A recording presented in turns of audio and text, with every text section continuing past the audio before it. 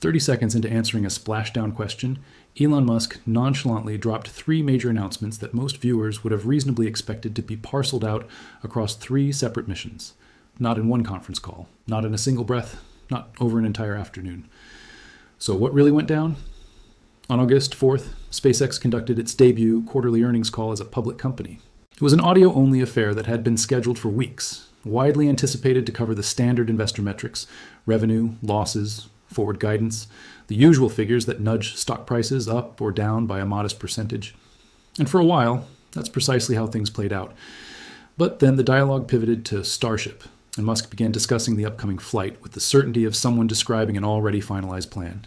No wishful thinking, no hedging. He locked in a target launch window.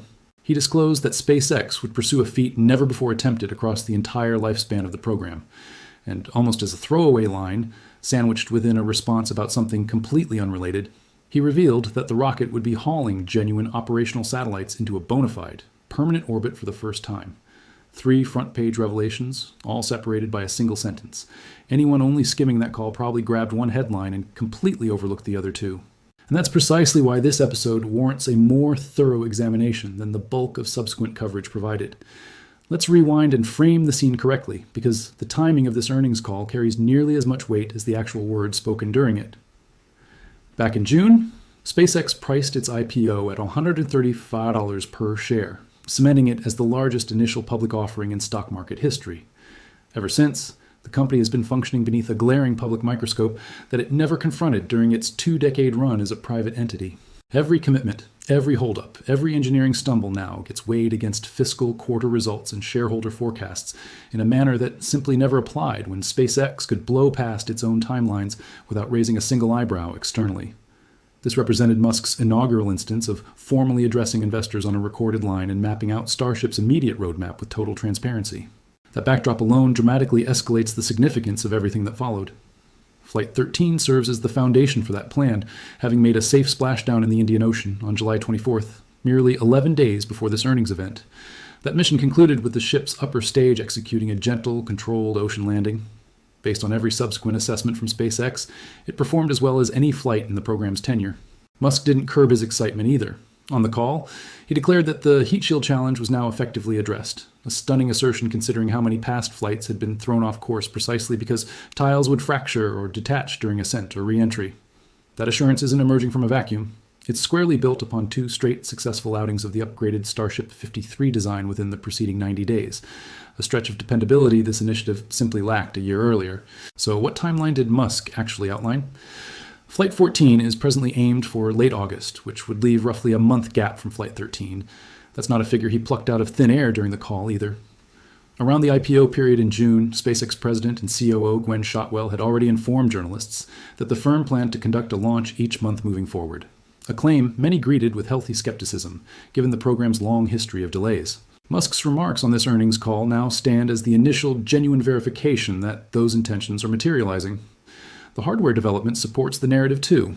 The vehicle and booster intended for Flight 14, labeled S41 and B21, had already concluded their cryogenic proof evaluations before Flight 13 had even departed the pad.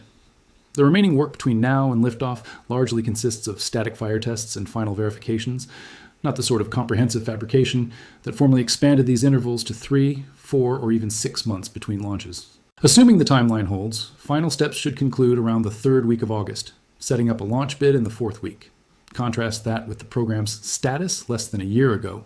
Flight 11 took off back in October of the previous year, and then Starship fell silent for an extended stretch, bypassing an entire season's worth of anticipated test opportunities as SpaceX wrestled with ground-level setbacks and technical holdups. A 1-month separation between major test flights, with both vehicle components already primed for launch well beforehand, signifies a fundamentally revamped operational cadence compared to anything this initiative has previously achieved. It's a rhythm that begins to resemble not an experimental rocket effort performing sporadic trials, but rather an operational system that SpaceX is genuinely endeavoring to launch on a reliable timeline. Much like Falcon 9 ultimately grew consistent enough to fly multiple times weekly after enduring its own early phase difficulties over many years. Let's explore what actually distinguishes Flight 14 from every preceding mission, since this marks where the earnings call transitioned from mundane scheduling chatter into genuinely historical territory. Musk's first confirmation was that this flight intends to achieve proper orbital insertion. Each of the earlier 13 test launches, right through Flight 13's splashdown just under 2 weeks prior, followed what engineers classify as a suborbital path. That may seem like a peculiar nuance given how elevated and rapid these craft have already traveled, but here's the plain language breakdown of its importance. Orbital insertion isn't simply about height or velocity independently. It hinges on a precise pairing of both factors that permits a craft to continuously circle the globe rather than curving back downward due to gravity. Every Starship flight to date was deliberately programmed on a course that approximated orbital benchmarks mathematically, but was purposefully calibrated to return the ship for an ocean landing, rather than finishing a full loop around Earth. That represents a significant technical distinction, and it's also a pivotal industry yardstick. Achieving genuine orbit draws the line between a rocket that's still proving its potential and one genuinely prepared to execute practical missions in space, which steers us directly toward the second revelation tucked inside the same call. Musk verified that Flight 14 will mark the inaugural mission to release version 3 Starlink satellites into that operational trajectory. And that nuance only clicks into focus when you recall what occurred during the earlier flight. Flight 13 already transported 20 of those new V3 satellites, but they weren't released as permanent constellation assets. They were on board strictly as surveillance payloads, employing integrated cameras to capture Starship's thermal shield during re-entry, briefly interfacing with the Starlink network, and then intentionally deorbiting to incinerate in the atmosphere roughly 20 minutes afterward. It was an inventive use of hardware, successfully converting the payload into an inspection instrument rather than practical freight. Flight 14 flips that arrangement entirely. Should this mission achieve orbital success, those onboard satellites won't be purposely destroyed. Instead, they'll detach, remain in position, and become the inaugural operational V3 units within the live constellation, initiating Starlink's shift to this bigger, more advanced hardware generation. That's no longer an experiment. That's Starship commencing the function it was fundamentally designed for, producing revenue-generating infrastructure rather than merely demonstrating survivability during a test. And that leaves the third element, which most people instantly gravitated toward because of its sheer visual impact. Musk confirmed that, pending timely regulatory consent, the intention is to attempt capturing the ship itself using the launch tower on this very flight. Every prior ship retrieval in the program's history has concluded identically, with a measured oceanic splashdown, first in the Gulf of Mexico and more lately in the Indian Ocean. No one has ever guided Starship's upper stage directly onto the tower's mechanical pincers, the same capture apparatus that has repeatedly snagged the much heavier Super Heavy booster. Achieving it would supply the last piece demonstrating that complete reusability is genuinely attainable for both segments of this rocket, not merely the first stage. But it's worth pausing here to honestly assess just how much more demanding this specific accomplishment is relative to what SpaceX has already managed. Securing the booster, as spectacular as that feat is, involves a stage that never exits the atmosphere and faces a somewhat moderate return path. The ship is an entirely distinct challenge. Journeying far beyond, it plunges back at considerably increased velocities after withstanding severe thermal conditions upon re-entry, and it must emerge from that grueling trial structurally sound enough to then perform an exceptionally delicate final descent into a pair of static mechanical arms mounted to a tower representing billions in construction costs. One miscalculation, an ill-timed gust of wind, a single heat shield tile deteriorating at precisely the wrong location. And rather than a landmark capture, you're staring at a ruinously expensive impact with the exact infrastructure this entire initiative presently hinges upon. That final consideration actually explains why Musk carefully emphasized that Flight 14 will restrict itself to the ship catch alone, avoiding a simultaneous double retrieval of both booster and ship. Two practical considerations underpin that choice, and they're both sensible once examined. First, SpaceX currently maintains exactly one operational launch tower fitted for these captures. Attempting to grab the booster, clear it safely, and then pivot to catch the ship on that identical tower within the same mission is beyond the current turnaround capabilities. Second, and equally critical, the boosters used on Flights 12 and 13 weren't immaculate. Both encountered engine anomalies, either in pre-launch checks or mid-flight, meaning SpaceX hasn't yet compiled the consistent booster performance history necessary to stake a second catch on the same outing. So instead of crowding two historical breakthroughs into one launch and endangering both, SpaceX is intentionally limiting the objective to just the ship retrieval now, deferring the double catch for later in the year, once an additional tower becomes available and booster dependability strengthens. To be equitable to that approach, it's arguably the wiser strategy, even if it's somewhat less thrilling than some observers anticipated. Attempting two unmatched, extremely hazardous operations in sequence during the same flight, with just one tower and uneven booster data supporting you, is precisely the sort of overambition that converts a perfectly solid launch into headlines about failure rather than success. Refining the variable, attempting one singular, exceptionally challenging novelty at a time, offers a more systematic path to extracting useful insights from each trial, rather than clouding the results, with two independent breakdowns occurring on the same mission. It's equally valuable to take a broader view and tie these three achievements back to why any of this truly matters beyond the sheer spectacle of observing a massive steel rocket seized by hydraulic arms. Starlink currently represents the sole, genuinely lucrative component of SpaceX's operations, the financial engine quietly underwriting the far costlier, less confirmed wagers the firm has placed elsewhere. Activating version 3 satellites isn't merely an elegant technical accomplishment. It constitutes an immediate enhancement to the income-producing segment of this enterprise, larger, more robust satellites equipped to support additional subscribers with superior performance compared to the outgoing model. And full reusability, effectively capturing both halves of this rocket, rather than discarding them or retrieving them from the sea, forms the complete economic rationale for Starship's existence. Every dollar SpaceX spares from fabricating a replacement ship following each mission is capital that flows straight to the profit column.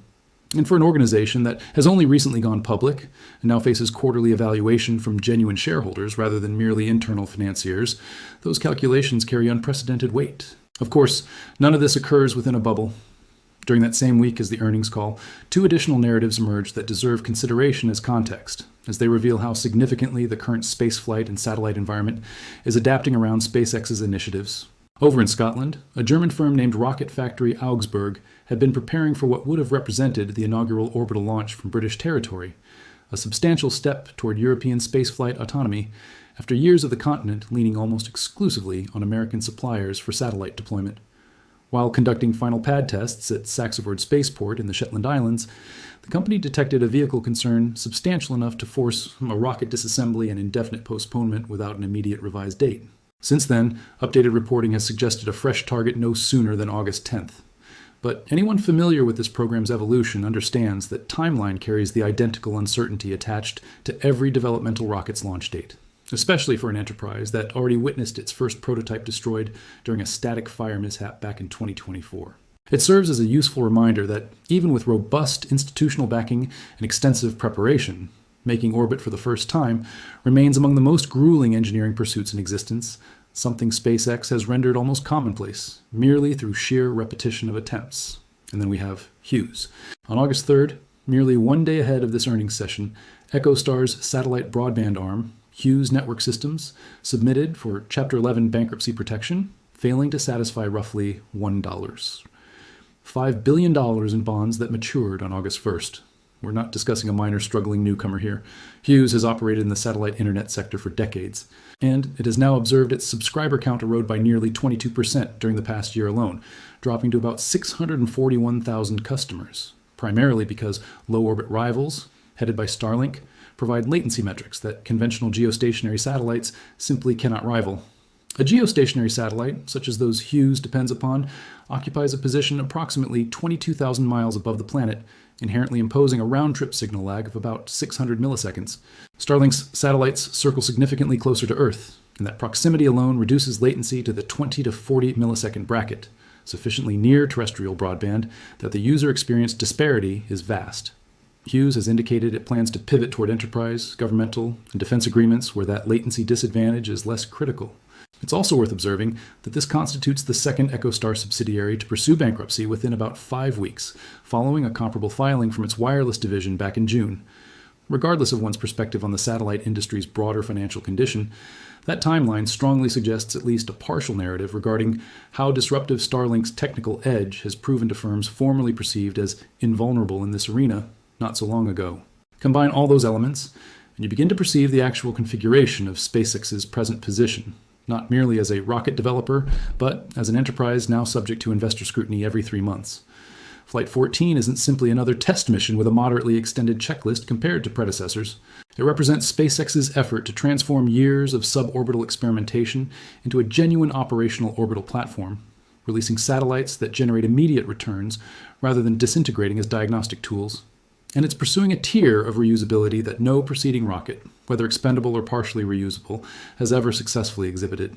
It's executing all that while a credible European competitor navigates its own debut launch difficulties only weeks behind target. And while a historic satellite powerhouse that formerly commanded this very market pursues bankruptcy coverage precisely because it couldn't maintain step with the identical technology that Flight 14 aims to expand even further. So where does that effectively position us heading into late August? SpaceX has presented a timeline it has never quite maintained this smoothly previously, reinforced by hardware that's more advanced than typical, and a thermal protection system that Musk himself is now prepared to label fundamentally resolved. It's pursuing 3 separate unprecedented accomplishments on one launch: reaching authentic orbit, deploying operational satellites for the initial time, and capturing the ship itself, all while intentionally postponing the booster retrieval to contain the danger. Should it succeed, this launch becomes the proof that Starship is no longer merely a striking experimental craft. It's a truly reusable orbital asset. Should it fail, should the ship capture veer off course or the orbital deployment deviate, it transforms into a highly visible, exceptionally costly instruction occurring before stockholders monitoring this company's each step for the first time in its existence. Do you believe SpaceX actually secures the ship catch on its inaugural attempt? Or does this prove the milestone that finally grounds a program that's ridden an almost uninterrupted victory streak since Flight 10? Drop your predictions in the comments. And if you want to be watching when SpaceX actually attempts this, make sure you've subscribed, because by month's end, we're going to discover whether this was the mission that redefined everything or the one that demonstrated just how formidable this challenge remains.